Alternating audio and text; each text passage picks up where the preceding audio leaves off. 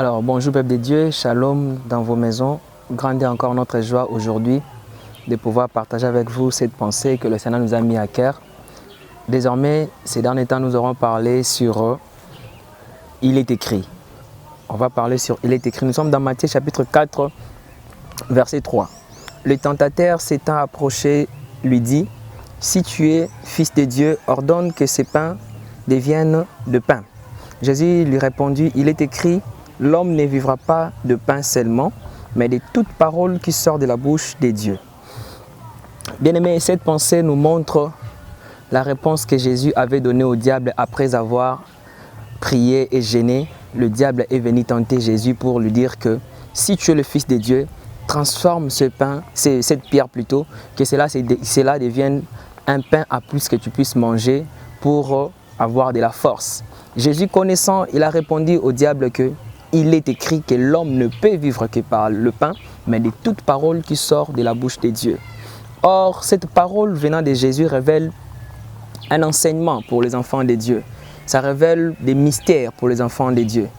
Il est écrit révèle beaucoup de choses. Il est écrit en premier lieu révèle une connaissance. Une personne qui répond qu'il est écrit, c'est une personne qui connaît ses valeurs, qui connaît ses droits. Jésus connaissant qu'il ne peut pas vivre que par le pain, mais de toute parole qui sort de la bouche de Dieu. Alors dans le livre de Jean, la Bible dit que tout ce qui existe et tout ce qui a été créé par la parole. Or la parole, c'est lui-même Jésus-Christ. Jésus connaissant que le diable n'avait rien créé, le diable n'avait rien à donner, car la Bible déclare aussi que l'homme ne peut donner que ce qu'il a. En Jésus, il y avait déjà le pain. En Jésus, il y avait déjà la vie. Le diable ne pouvait pas donner la vie. Le diable ne peut pas donner le pain, car le vrai pain, c'est celui-là, Jésus. Alléluia. Le diable connaissant ces choses, il a venu tester la connaissance de Jésus, tester la vie de Jésus, tester la vie de Christ. Et Jésus a très bien répondu. Étant enfants de Dieu, nous sommes confrontés à plusieurs tentations, à plusieurs types de problèmes. Mais il faut savoir aussi répondre comme il se doit. Jésus a répondu qu'il est écrit. Nous aussi, à notre part, il faut répondre comme il est écrit. Maintenant, aujourd'hui, le pain représente beaucoup de choses que le diable propose aux enfants de Dieu.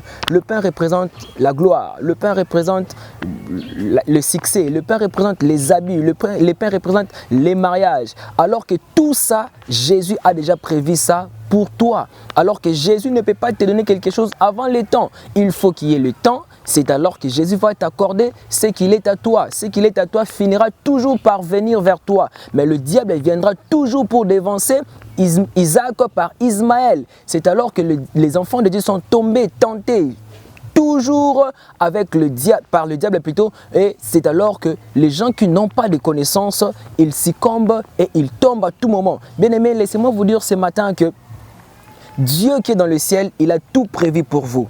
Il a tout planifié pour vous. Mais il fait toutes choses bien ou bon à son temps. Avant le temps, Jésus ne donne rien à personne.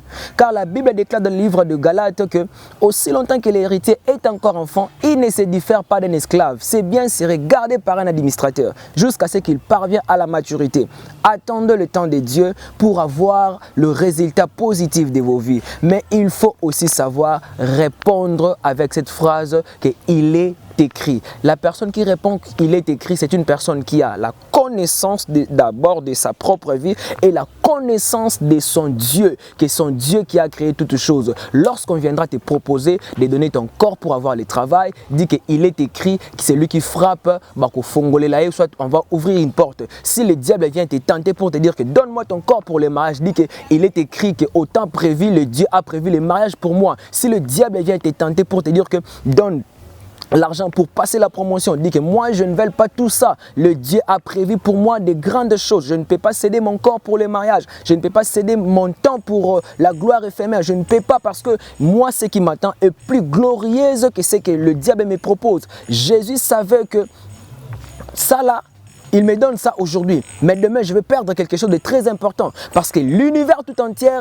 attendait que Jésus puisse reconstruire ce que le premier Adam avait détruit, car le premier Adam avait été a échoué plutôt, mais le second Adam est venu pour nous réconcilier avec le Père et nous donner la victoire sur le péché. Si tu veux vaincre, il faut avoir la connaissance. Et la vraie connaissance, ce n'est pas une autre chose ou ce n'est pas quelqu'un d'autre, mais la vraie connaissance c'est Jésus. C'est lui qui connaît Jésus. La Bible dit que ceux qui connaissent leur Dieu agiront avec fermeté. Aujourd'hui il y a des propositions venant de partout, mais les vrais enfants de Dieu qui connaissent leur Dieu, car il est écrit que oh, je connais les projets que j'ai formés sur vous, dit l'Éternel, projet de paix et non de malheur. Moi étant qu'enfant de Dieu, je reconnais que les souffrances du temps présent ne sera pas comparable à la gloire à venir. Je reconnais que mon Rédempteur est vivant et il se lèvera les derniers. Job souffrait, mais il connaissait que les choses qui ont été écrites pour lui avant qu'il naisse finiront toujours par s'accomplir. Ne perds pas, bien-aimé, l'espoir, ne perds pas ta foi, reconnais que ton Dieu est ton Rédempteur. Et le Rédempteur ne s'élève pas le premier, le Rédempteur ne s'élève pas le deuxième, le Rédempteur s'élève toujours en dernier lieu. Et lorsqu'il s'élève en dernier lieu, ce n'est pas qu'il vient en retard, il vient toujours au bon moment et à un bon endroit pour te sauver toi. Il a un très bon plan pour toi, il vient pour te sauver, mais il faut reconnaître que dans ta vie, il y a des choses qui sont écrites.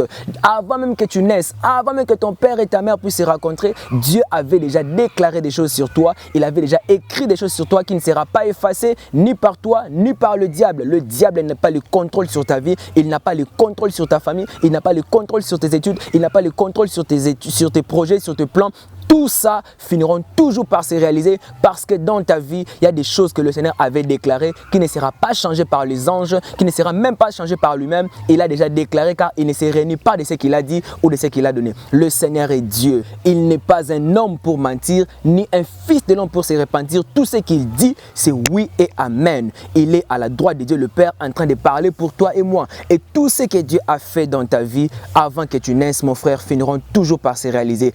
Les propositions du diable, bien aimé, que cela ne te séduise pas, ce que le monde te propose, que cela ne te séduise pas, reste ferme, reste attaché à ce que Dieu t'avait promis, reste attaché à ce que Dieu t'avait montré dans tes rêves, dans tes nuits, dans tes moments de prière, ce que Dieu t'avait dit, des moments où tu étais seul à seul avec Dieu, dans ta chambre, dans la retraite, là où tu priais. C'est Dieu-là, il n'est pas un homme et il n'a pas oublié tout ce qu'il promet, cela finit toujours par se réaliser. Il y a quelque chose que j'aime avec Dieu et que Dieu est toujours derrière ses paroles pour l'exécuter. Imaginez un maître qui dit quelque chose et il reste toujours derrière ce qu'il avait dit. Pourquoi? Pour veiller à ce que tout ce qu'il avait prononcé dans sa bouche et que cela se réalise. Il y a quelqu'un qui a dit, dans le mot de Dieu, il y a ce qu'on appelle la promesse. Quand il promet, il le réalise toujours. Dans le dictionnaire de Dieu, promettre veut dire accomplir. Quand il promet, il réalise toujours. Il reste toujours derrière ses paroles pour veiller en sorte que cela s'accomplisse. Il n'est pas un homme pour mentir. Sa parole, elle est oui et amen. S'il a déclaré que le ciel soit et le ciel fut, s'il a déclaré que la lumière soit et la lumière fut, alors dans ta vie, mon frère,